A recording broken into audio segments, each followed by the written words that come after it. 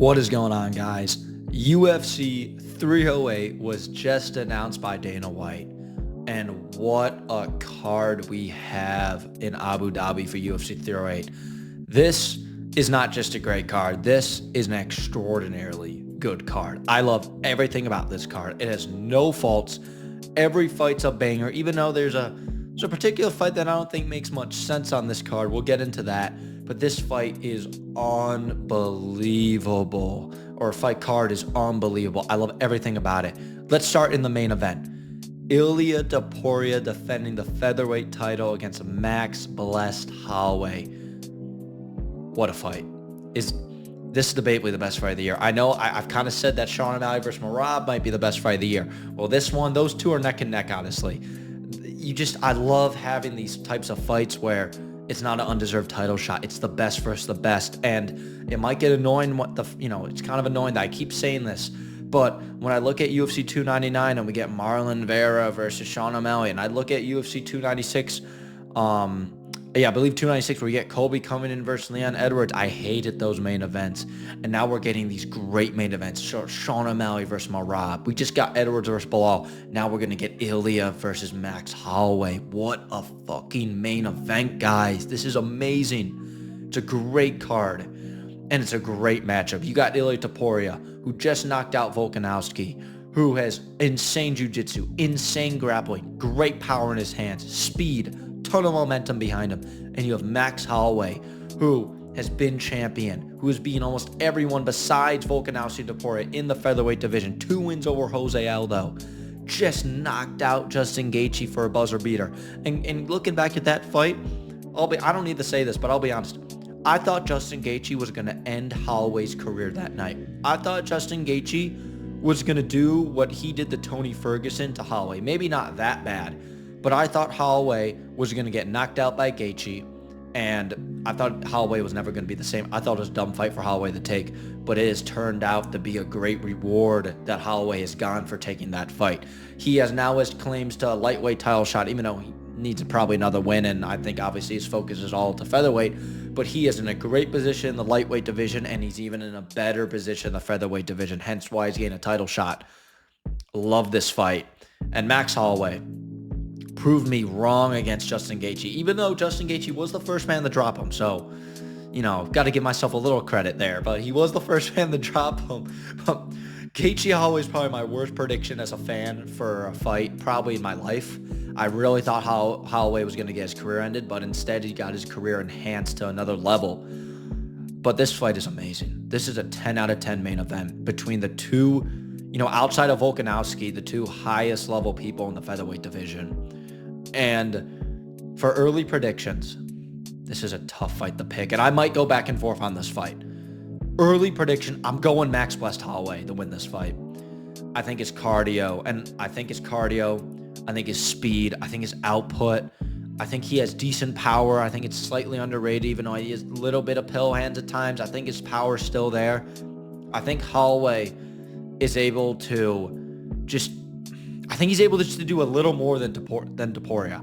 I don't know if I see Ilia taking him down and dominating, even though Ilia Topuria has great grappling. Going into the Bryce Mitchell fight, I feel like not a lot of people understood how good Topuria's grappling was. I think a lot of people, I think even Joe Rogan was surprised when Topuria was like ragdolling Bryce Mitchell on the ground. But if you know your shit, before that fight, and especially now, Topuria has great grappling, but he's developed in an amazing striker, beating the piss out of Josh Emmett, beating the shit out of Bryce Mitchell, knocking out Volkanovski, even though Volk actually looked pretty good in that fight. And we'll get into that fight in a sec, but Volk looked pretty good in that fight, but Ilia Topuria has that X factor. He has the power. It's like, it's like Alex Pereira. He has that X factor, that left hook of death.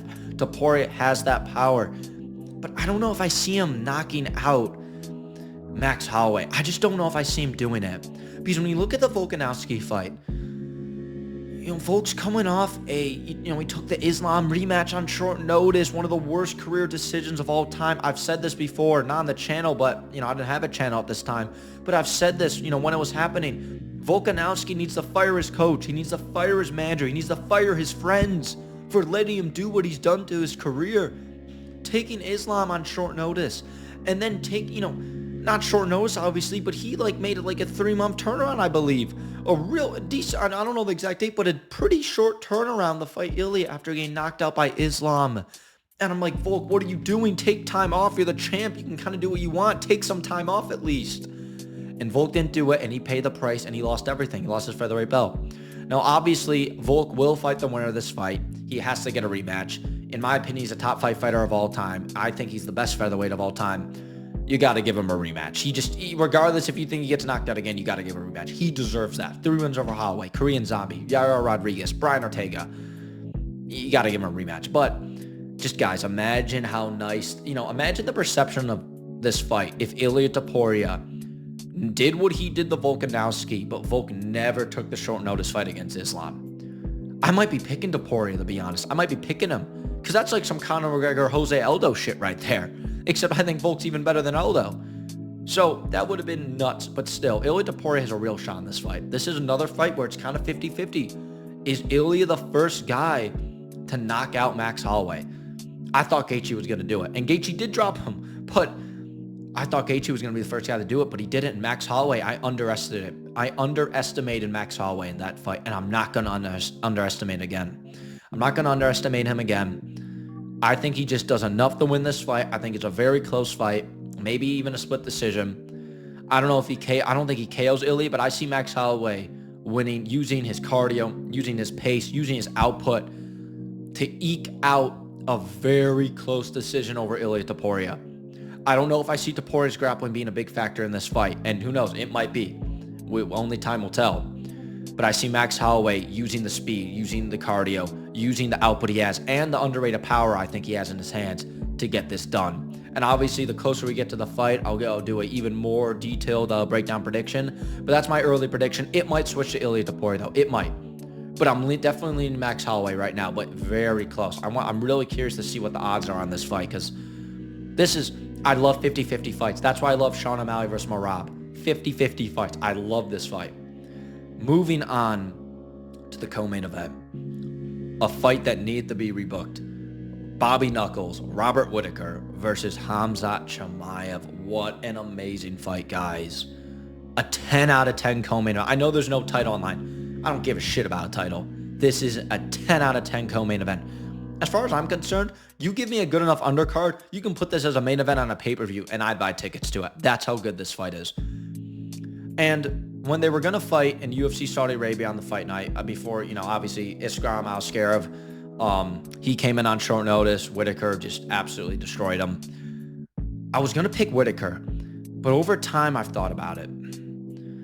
I'm picking Khamzat Chimaev. I might pick him by first round sub. I know that sounds crazy, but I think about what Dricus Du Plessis was able to do to Robert Whittaker. And I just think that Khamzat, grappling wise, I don't think Khamzat is necessarily a better fighter than Dricus. I would pick Dricus to beat Khamzat, just because I think Dricus, with the size he has, how strong he is, and the grappling he has, would be able to withstand Khamzat's pressure. And with how good Dricus' cardio is, I think he just outlasts Khamzat, and I think he's a better striker than Khamzat. And Whittaker, I think Whittaker has the striking advantage in this fight, but I could see Khamzat having the power advantage. I could see, Khamzat definitely has the grappling advantage. He's going to have the size advantage, I believe, as well. And this is guys, Robert Whittaker is one of my favorite fighters of all time, and I really want to pick him in this fight, but I got to give it straight. I got to be honest. I think Khamzat gets it done first round sub. I think he gets it done within 2 rounds, but this fight is going to be super interesting. If Robert Whittaker just evades Khamzat Chimaev in that first round, scrambles out of bad positions, just evades getting taken down, or maybe gets taken down, but Khamzat isn't able to do much with it. He isn't able to 10-8 him like he did to Usman. I love to see how this fight plays out. Whittaker he's fresh, and Khamzat's used all his kind of energy in the first 2 rounds. I'd love to see how this fight plays out. Whittaker, how he fights in the 3rd, 4th, and 5th round, because this is a 5-round co-main event. By the way, thank you, Dana White, and thank you. I shit on Dana White a lot. I shit on the UFC a lot with some of this, mainly just Dana White, but thank you, Dana, and the UFC for making this 5 rounds. We need this more. They're finally kind of doing it more. This fight needs to be 5 rounds. I'm picking Khamzat Chimaev to kind of steamroll Robert Whittaker in the first round and get it done. I can't forget what Dricus did to him. And Khamzat has good striking. I don't think his striking isn't as quick or as slick as Whittaker's, but I do believe Khamzat will have a power and size advantage in this fight. So I'm going Khamzat Chimaev, first round sub, but I really want Robert to win. I really want Whittaker to win. And, as I said, when we get closer, we'll get more detailed predictions. And, it might switch to Whittaker. I might see something that I didn't, I'm not thinking of right now. I might go to Whittaker. But right now I'm going Khamzat Chimaev, first round sub. As much as I hate to say it, I think it happens. Featured fight. What a banger of a featured fight. Ciryl Gane versus Aleksandar Volkov 2. What a fight, guys, for a featured fight. Great heavyweight matchup. And I should say this. Like the Whittaker fight, like this fight, and like the fight we're going to talk about next, these are all number one contenders fights in a way. Unless Pereira moves up, this Ciryl Gane Volkov fight is a number one contenders fight. And this is a great rematch. I think Volkov is a much improved fighter since their last fight. But I think Gane is just too good. I see this being a fight. They're going to be on the feet. I don't see grappling being a huge part of this fight. Maybe I'm wrong. I just don't. And I think Volkov is great. He's coming off that great win versus Sergey Pavlovich. He's on a decent win streak. But I don't see him being quicker and having the power advantage and being just overall better striker than Ciryl Gane. I think Ciryl Gane has some just God-gifted abilities in his striking and his movement and like what he's able to do as a heavyweight on the feet that Aleksandar Volkov just simply doesn't have. But it is heavyweight, and Volkov is vastly improved. So there is a definite path to victory for Aleksandar Volkov in this fight, 100%. I'm not trying to count him out, but I think this game is going to be a striking game, and I'm not picking Volkov to outstrike Ciryl Gane. I just can't. Until proven otherwise, I need to see it to believe it. So until proven otherwise, I got to go Ciryl Gane by it's a 3-round fight. Ciryl Gane by decision. I think maybe Volkov takes 1 round, but I don't actually know. I think Ciryl Gane sweeps him, man. I think he takes all 3 rounds. I think he's just a better striker. And if he loses a round, I think he loses the first. He adapts to what Volkov's doing, gets used to it, gets coached up his corner, wins the next 2 rounds.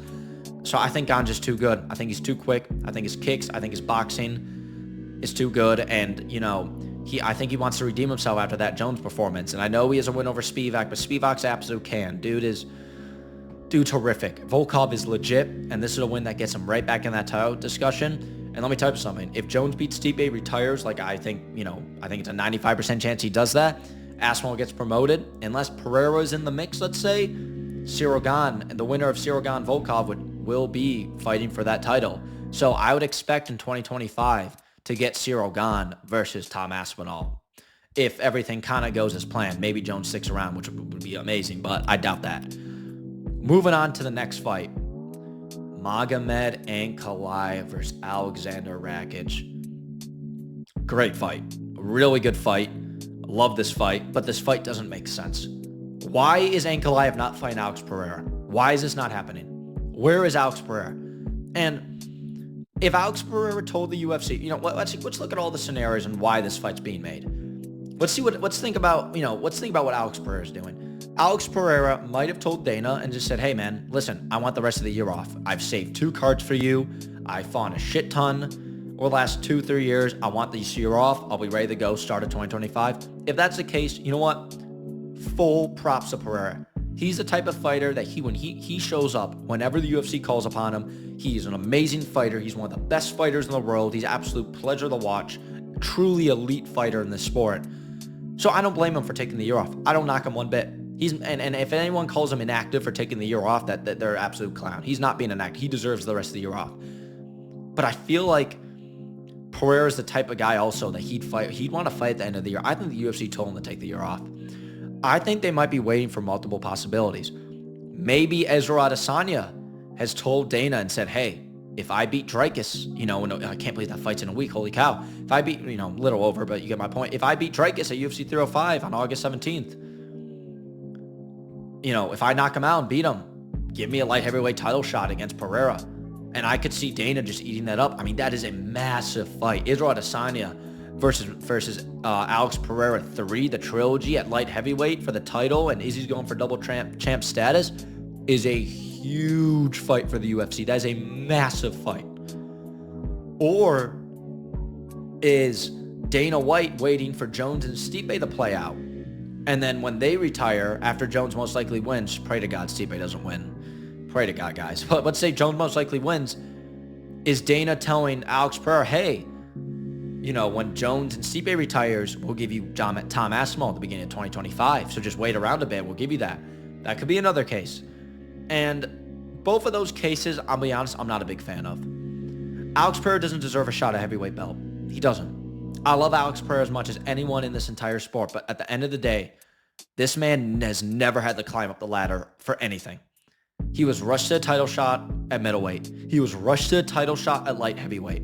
And I know he has 2 title defenses at light heavyweight, but it's against 2 dudes that are coming off long injuries and then a short notice fight against Jiří Procházka. You know, it's a great resume. They're great wins, even though all of his opponents fight like morons. They don't try and grapple him. It's great wins, though. You don't beat the people that Pereira beats without being an elite fighter. So anyone, you know, wants to go comment or say something, oh, you're hating on Pereira. I'm not hating on Pereira at all. I'm a huge Pereira fan. I'm just speaking the truth here. Pereira needs at least another title defense. Yeah, see, he probably needs 2 title defenses to go up to heavyweight. But because Pereira's a big name, because I do believe there's a gray area, and I do believe that it would be amazing to watch Pereira try and chase for another division title. If Alex Pereira were to go out and beat, in my opinion, the last real #1 contender of the light heavyweight division in Magomed Ankalaev, he can go fight up again. If he beats Magomed Ankalaev, I was like, he can go fight up for the heavyweight title. No issue with that. But I think the UFC is trying to protect Pereira. That's what it kind of seems like by not just booking him versus Magomed Ankalaev, which I think is a banger of a fight. So now they have Magomed versus Rakic, and this is a really good fight. I mean, personally, I got to go Magomed Ankalaev. I think Ankalaev wanted to fight because they weren't going to give him Pereira. I think he was like, fuck it. Like, put me on the Abu Dhabi card. Rakic took a lot of damage in his last fight in the second round, but he also looked really good in the first round. But I think Ankalaev is just a better striker. He's going to counter Rakic's grappling, and I think he's going to keep on the feet, and I think he's just going to win a unanimous decision just outboxing Rakic. I think Magomed Ankalaev is just... I think he's just a level above Rakic. I think he's just a level above Rakic. You know, I think Rakic is a very good fighter, but Magomed's had some time off to improve his skill, while Rakic just got, you know, kind of brutally beat up in the second round and finished by Jiří Procházka. Not that. I mean, actually, with UFC 308, I mean, that's a lot of time off, to be fair, but still, Rakic took damage a lot more recently than Magomed did, and I think Magomed overall is just a better fighter. And obviously, when we get close to the fight, we're going more details about that. But I got Magomed Ankalaev winning by unanimous decision. So those are the main announcements from Dana White. Obviously, there's other fights on the card that we'll get into closer to the date. But those are the main 4 fights that Dana White said in his initial announcement and statement. This is a great card, guys. But I also want to talk about one more thing before I end this video. And that is the BMF title. Now, I have not talked about the BMF title at all, so I'll give you guys my initial thoughts on it. The BMF title is an absolute disgrace to the sport, and it's stupid. And all the BMF title is that in the UFC's contract with ESPN, ESPN requires, I believe, a title fight to be on each pay-per-view. Now, obviously, there are exceptions. When McGregor fights, there doesn't need to be a title because he's Conor McGregor. You know, I think they had Khamzat Chimaev versus Nate Diaz for UFC 279. I think with Khamzat and Nate Diaz being such massive names, they were able to get away with it. But then you look at UFC 291, you have the BMF title. Even though that fight I think Justin Gaethje and Dustin Poirier sells itself and just can main event itself. I don't see why there needs to be a BMF title on there. But yeah, I just don't like the BMF title because it's like a second place belt. It's a WWE belt. And these belts to me are a very, very slippery slope, guys. You know, you might not like the BMF belt, but you might be like, oh, whatever, it's kind of cool. Like, I don't care. I won't criticize it. But when there's multiple BMF belts, when they come up with another belt, let's say, in, you know, I don't know, even 5-10 years, doesn't matter. I know that seems like a long time, but this is how this stuff starts. Then we're going to be like, holy cow, this is like WWE. What are we doing? What has happened to the sport? And I pray that doesn't happen, but I just see the BMF belt as the beginning of a slippery slope down to that kind of WWE-ish reality that the UFC, I feel like, is so good because it's a complete opposite of that. It's not fake or scripted. There's, you know, the only people that have championships and who have belts are the people who win their division, the people that are the best in the world, not the second place guy. I mean, God, it's not even for the second place guy. I mean, Jorge Masvidal had it. Dude's a journeyman. So it's for the journeyman. Get that belts. I mean, what is this? So, but back to the fight with the BMF belt. It has not been confirmed by anyone, I believe, that the BMF belt is on the line, which you know, I get why the UFC is doing, because they're like, well, if Topuria beats Holloway, he gets the BMF belt and the, you know, obviously retains his featherweight belt. So now the belt just kind of, you know, the BMF belt becomes pointless, which, keep in mind, spoiler alert, it's already pointless. But I just wish they were including it, because if Topuria wins this fight, he'd essentially end the BMF belt. He'd kill it. It'd be gone, because it would just basically merge with the featherweight title. But I think the fact that Holloway is going to be able to keep his BMF belt after this is just, it's so corny, guys. I mean, what, we're keeping belts after losses? I mean, Jorge Masvidal never won a fight after he got the BMF belt, and he got to keep it every time. I mean, what is this? What is it for, like, what, the most losses in a row ever or something? We'll give it to Tony Ferguson then. But, like, yeah, Jorge Masvidal literally never won a fight after winning the BMF belt. I mean, it's such a dumb belt that they can't even say baddest motherfucker on the broadcast. They can't even say the name of the belt on the broadcast. That's how dumb of a belt it is. So it's unfortunate that they're still trying to stick it around. If Holloway loses this fight, this is what they're going to do. If Holloway loses this fight, guys, they're going to book him against some lightweight or some featherweight, probably a lightweight. You know, maybe they run him versus Poirier or something, and they'll put the BMF belt on the line for that as an excuse for, you know, the main event it, because they need a title for, you know, on a main event or pay-per-view for basically all instances besides a couple. It's just really dumb that it has to exist in MMA, but it is what it is, and I hate it, but I'm not going to spend any more time talking about it, because there's nothing I can do about it. But I wanted to give my thoughts on how stupid it is, and the more, you know, the BMF belt gets back more in the news, and if they make fights with it, we'll discuss the BMF belt and its stupidity more another time. But I just had to talk about it a little bit, because Max Holloway technically is a BMF champion. So just absolutely ridiculous that it exists. But overall, back to the good news. This card is absolutely fantastic. It's, you know, there's nothing, I have no complaints about this card. This is a great card, guys, and the UFC, bravo to them. They've done a great job, top to bottom. This is a great card. 10 out of 10 main event, 10 out of 10 co-main. If you go co-main all the way down to Magomed and Ankalaev, you have 3 number one contender fights essentially in this card, combined with a 10 out of 10 featherweight title bout. Great card, guys. But let me know what you think about the card in the comments below. Make sure to like the video and subscribe to the channel. I'll see you guys in the next video. Take care.